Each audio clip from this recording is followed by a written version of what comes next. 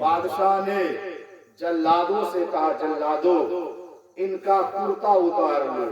کرتا اتار لیا گیا, ننگی پیٹھ کر دی گئی, دونوں ہاتھ کو ستون سے باندھ دیا گیا. ایک جلاد کو حکم دیا جاتا ہے ہاتھ میں کوڑا لے کر کے احمد بن حنبل کی پیٹھ پر کوڑے لگاؤ. جلاد آگے بڑھا, ایک کوڑا آپ کو لگتا ہے, آپ کہتے ہیں بسم اللہ الرحمن الرحیم. دوسرا کوڑا آپ کو مارا جاتا ہے, آپ کہتے ہیں لا حول ولا قوت الا باللہ العلی العظیم. تیسرا کوڑا آپ کو پھر مارا جاتا ہے, آپ کہتے ہیں لن یصیبنا الا ما کتب اللہ لنا. چوتھا کوڑا آپ کو مارا جاتا ہے تو آپ کہتے ہیں القرآن کلام اللہ غیر مخلوق, قرآن اللہ کا کلام ہے, مخلوق نہیں ہے. تاریخ شاہد ہے کوڑا آپ کو مارا جا رہا ہے. کوڑا مارتے مارتے ایک کوڑا آپ کے پاجامے کے ازار بند پر لگ جاتا ہے اور قریب تھا کہ پاجامہ نیچے سرک جائے. پاجامہ سرکنے کو تیار تھا. احمد بن حنبل کی آنکھوں میں آنسو آ جاتے ہیں, آپ سے عرض کرتے ہیں اے پروردگار عالم, میں تیری بارگاہ میں اس نام کے وسیلے سے دعا مانگتا ہوں جس نام کی برکتوں سے تو نے عرش اعظم کو بھر دیا ہے. اے مولا, بغداد کے بازار میں احمد بن حنبل کی عزت کو بچا لے.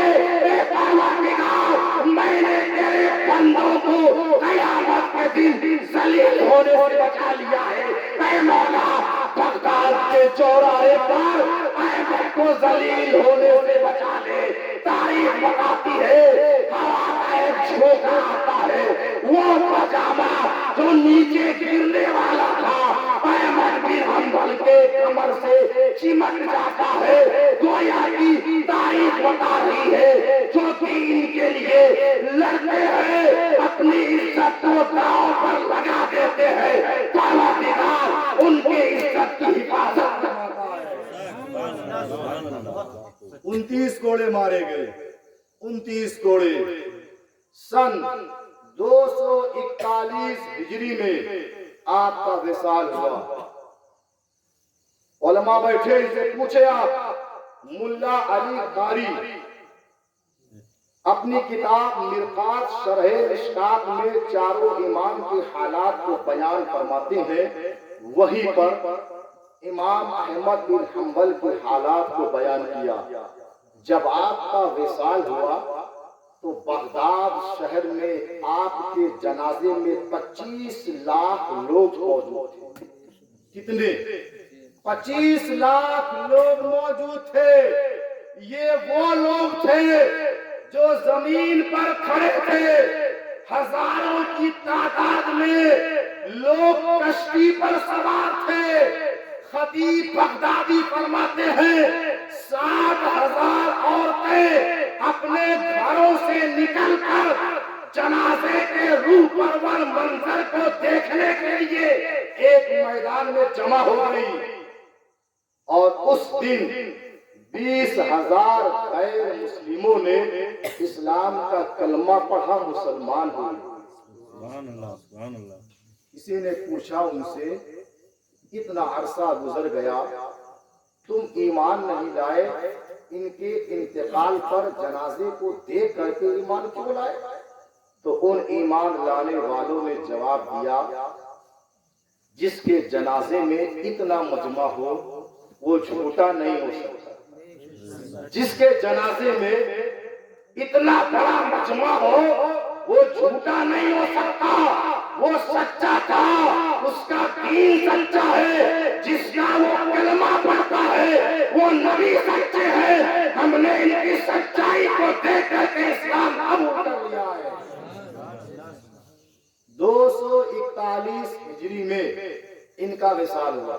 اب سنیے گا, 230 سال گزر جانے کے بعد 230 سال گزر جانے کے بعد ان کی قبر کھل گئی.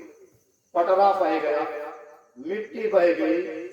لوگوں نے سنا, آپ کی قبر کے پاس آئے تو دیکھا کفن सलामत, कफन सलामत। जिस सलामत विसाल के वक्त जो खुशबू लगाई गई थी, इतना अरसा गुजरने के बाद वही खुशबू आज भी आ रही है।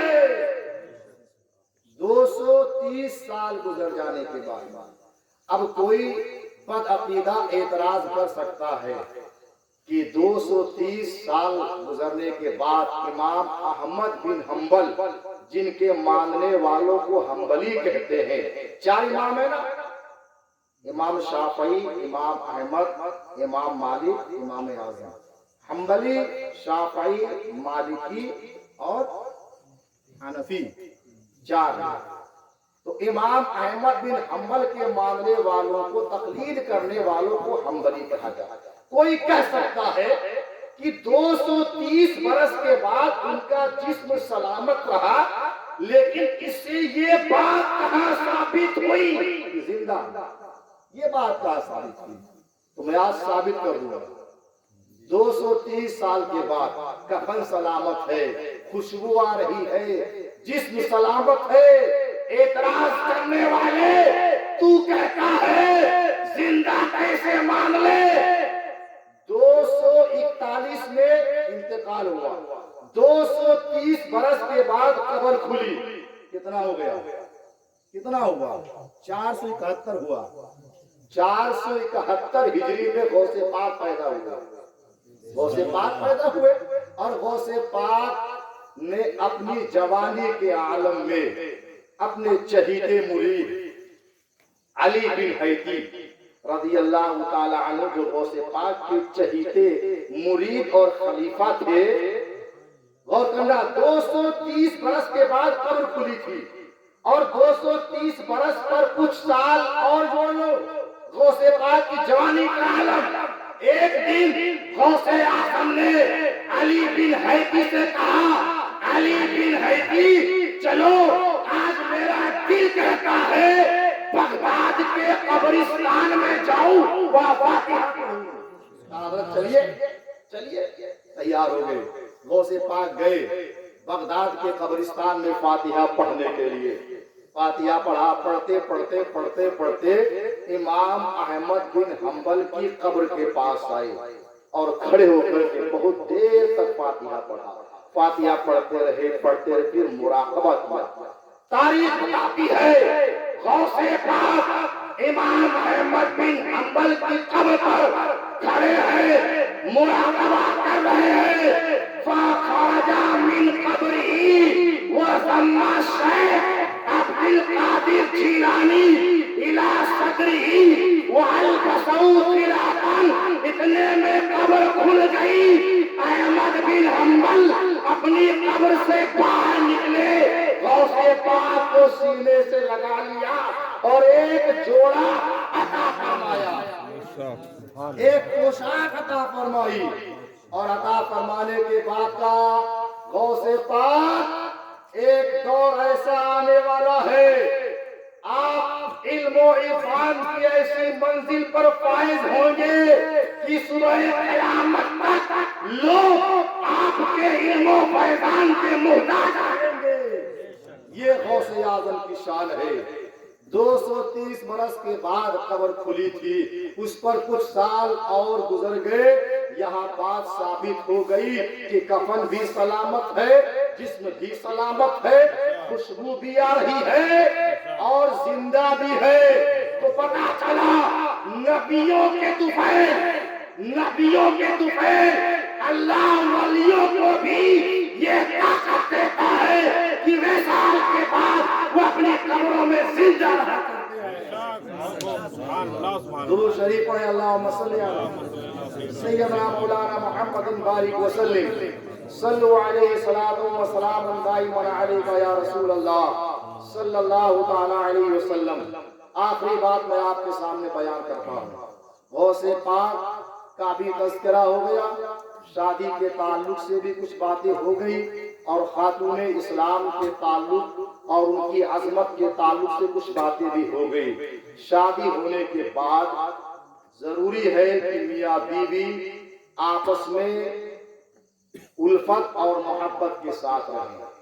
عورت اپنے شوہر سے کوئی ایسی فرمائش نہ کرے کہ شوہر اس کا پورا نہ کر سکے، جیسی اس کی حیثیت ہو، جو اس کی آمدنی ہو، اس حساب سے عورت اپنے شوہر سے مطالبہ کرے تاکہ اس کا شوہر حلال طریقے سے روزی کمائے اور اپنے اہل و عیال کو کھلائے۔ امام الانبیاء نے اپنی شہزادی فاطمہ زہرا کا نکاح مولا علی کے ساتھ کر دیا۔ 3 دن گزر گئے۔ 3 دن کے بعد مولا علی اپنے گھر تشریف لائے تو دیکھا کہ فاطمہ زہرا کا چہرہ اتنا ہوا ہے۔ کہا فاطمہ کیا بات ہے، تمہارا چہرہ اتنا اداس کیوں ہو، بتاؤ تو صحیح کیا بات ہے۔ تو فاطمہ زہرا کہتی میرے سرتاج 3 دن گزر گئے، میں نے آپ کے گھر میں ایک لقمہ کھانا نہیں کھایا۔ 3 دن ہو گئے ہیں، گھر میں چولہا نہیں جلا، آگ نہیں جلی۔ میرے سرتاج آج آپ نے پوچھ لیا ہے تو میں نے بتایا ہے، اگر آپ نہ پوچھتے تو اگر میری جان چلی جاتی میں آپ سے شکوہ نہ کرتی، کیونکہ میرے ابا نے فرمایا تھا بیٹی فاطمہ تمہیں علی کے گھر بھیج رہا ہوں، کبھی بھی علی سے کسی بات کا مطالبہ نہ کرنا۔ میرے ابا نے مجھے تعلیم دی تھی، یہ طریقہ ہونا چاہیے۔ چند ایام گزرے تو شیر خدا مولا علی کی بارگاہ میں فاطمہ زہرا نے کہا میرے سرتاج ایک کام کر دیجئے، ایک چرخہ لے آئیے تاکہ میں سود کر دوں۔ مولا کائنات بازار گئے، ایک چرخہ لایا اور سیدہ فاطمہ زہرا کو دے دیا۔ سیدہ فاطمہ زہرا نے سود تیار کیا، 1 ہفتہ چرخہ چلایا اور چلانے کے بعد جو سود تیار ہوا مولا علی کو دیا۔ کہا میرے سرتاج یہ سود بازار میں لے جاؤ، اس کو بیچ دینا، اور ایک چھوٹی سی لسٹ بنا کر کے دی۔ کہا بیچنے کے بعد جو پیسہ ملے گا اس کا گھر کا سامان لیتے آنا۔ مولا علی نے وہ سود لیا اور وہ چھوٹی سی پرچی لی جس پر گھر کا سامان لکھا ہوا تھا، لے کر کے بازار کی طرف گئے، سود کو بیچا تو سود 6 دینار کا بکا۔ 6 دینار کا بیچ کر کے آپ وہ پیسہ لے کر کے سامان لینے جا رہے تھے، راستے میں ایک سائل ملا، مولا علی کا دامن پکڑ لیتا ہے، اے علی شیر خدا کرم کر دیجئے، رحم کر دیجئے۔ آپ نے فرمایا کیا بات ہے؟ اس نے کہا میں نے فلاں شخص سے قرضہ لے رکھا تھا، آج اس نے قرضہ مانگا ہے اور اس نے یہ تاکید کر دی ہے اگر تو نے میرا پیسہ آج نہ دیا میں تجھے گرفتار کرا دوں گا۔ اے علی شیر خدا آپ کا در تو ایسا در ہے کہ آپ کے در پر کوئی بھکاری آ جائے، کوئی منگتا آ جائے، کوئی سوالی آ جائے تو خالی ہاتھ نہیں جاتا ہے۔ اے مولا علی سخی باپ کے بیٹے ہو، اس بھکاری کے دامن میں کچھ ڈال دیجئے تاکہ میرا بھلا ہو جائے۔ علی شیر خدا فرماتے ہیں بتا کتنا پیسہ چاہیے؟ اس نے کہا شیر خدا اگر 6 دینار مل جائے نا تو کام بن جائے گا۔ 6 دینار میں نے قرضہ لے رکھا ہے۔ مولا علی نے وہ جیب سے 6 دینار نکالے اور اس سائل کو دے دے کا خدا تیرا بھلا کرے، اس کا کام تو ہو گیا۔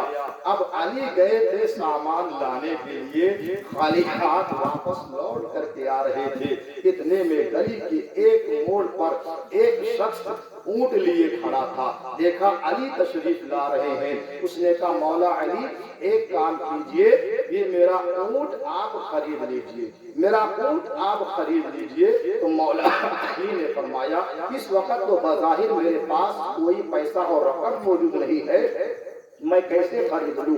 اس اونٹ والے نے کہا کوئی بات نہیں، آپ ادھار لے لیجئے، بعد میں پیسے آپ مجھے دے دینا۔ اللہ اکبر! علی شیر خدا نے وہ اونٹ لیا اور اس کو رقم ادا کر دی۔ تاریخ بتاتی ہے کہ آپ نے وہ اونٹ 100 دینار میں لیا تھا، ادھار لیا تھا۔ ادھار لے کر کے آپ کچھ اور آگے بڑھتے ہیں، ایک مسافر راستے میں مل جاتا ہے اور کہتا ہے اے مولا علی کیا اونٹ بیچو گے؟ تو مولا علی کہتے ہاں میں ضرور بیچوں گا۔ مولا علی فرماتے خرید لو، میں بیچنا چاہتا ہوں۔ اس نے کہا قیمت کیا لوگے؟ آپ نے فرمایا جو تمہاری مرضی وہ قیمت دے دینا۔ وہ مسافر اونٹ کے مہار کو پکڑتا ہے، اونٹ پر بیٹھ جاتا ہے، پھر اترتا ہے اور مولا علی سے کہتا ہے اے علی اس اونٹ کی قیمت میں 160 دینار ہی دوں گا۔ آپ نے کہا ٹھیک ہے کوئی بات نہیں، 160 دینار پر سودا طے ہو گیا۔ مولا علی نے اونٹ بیچ دیا۔ اب آپ پھر آگے بڑھے، دل میں خیال آ رہا تھا کہ جس سے میں نے اونٹ ادھار لیا تھا 100 دینار کا اس کو دے دوں، کچھ اور آگے بڑھے تو وہ گھر کی طرف جا ہی رہا تھا۔ آپ نے کہا اللہ کے بندے یہ اپنا پیسہ لے لو، لے لو۔ 160 میں سے 100 دینار آپ نے اس کو دے دیے، قرض ادا ہو گیا۔ 60 دینار آپ نے اپنے جیب میں رکھے، پھر آپ بازار کی طرف چلے گئے۔ 6 دینار کا آپ نے گھر کا سامان خریدا، بچے کتنے؟ 54 دینار۔ وہ 54 دینار لے کر کے سامان لے کر کے علی گھر واپس آتے ہیں اور فاطمہ زہرا کو 6 دینار کا سامان دیتے ہیں، ساتھ میں 54 دینار بھی جب دیتے ہیں تو نبی کی شہزادی فاطمہ زہرا کہتی ہے اے میرے سرتاج علی کیا میں پوچھ سکتی ہوں یہ روپے تمہیں کس نے دیے؟ کیا میں پوچھ سکتی ہوں؟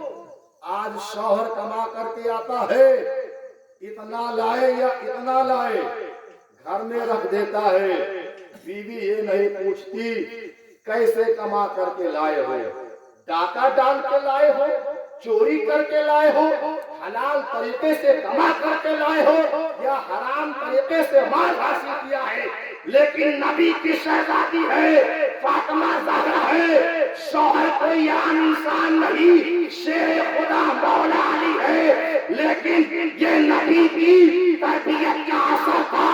آج شہزادی اپنے گھر میں شوہر سے پوچھ رہی ہے کیا میں پوچھ سکتی ہوں یہ 54 دینار کہاں سے آئے؟ تو آپ نے سارا معاملہ سنا دیا، سارا واقعہ سنا دیا تو فاطمہ زہرا خوش ہو گئی، خوش ہو گئی اور آپ نے کہا کہ یہ بات آپ میرے ابا حضور سے بتائیے، میرے ابا حضور سے بتائیے۔ مولا کائنات گئے بارگاہ مصطفیٰ میں، عرض کرنا ہی چاہ رہے تھے، منہ کھولنا ہی چاہ رہے تھے، امام الانبیاء نے غیب کا نبی نے فرمایا علی دیکھا میری شہزادی فاطمہ زہرا کی 6 دیناروں کی برکت، دیکھا تم نے 6 دینار کو ایک منگتے کو دے دیا تھا، لیکن میری شہزادی فاطمہ زہرا نے 7 دن چرخہ چلایا تھا، سود کاٹا تھا، اس کو تم نے بیچ کر کے جو 6 دینار جیب میں رکھے تھے اس کی برکت تم نے دیکھی۔ اے علی جاننا چاہتے ہو اونٹ بیچنے والا کون تھا، اونٹ خریدنے والا کون تھا؟ یا رسول اللہ آپ کو اللہ نے علم غیب عطا فرمایا ہے، آپ خود بیان کر دیجئے۔ امام الانبیاء فرماتے ہیں اے علی اونٹ بیچنے والا جبریل امین تھا، اونٹ خریدنے والا میکائیل تھا۔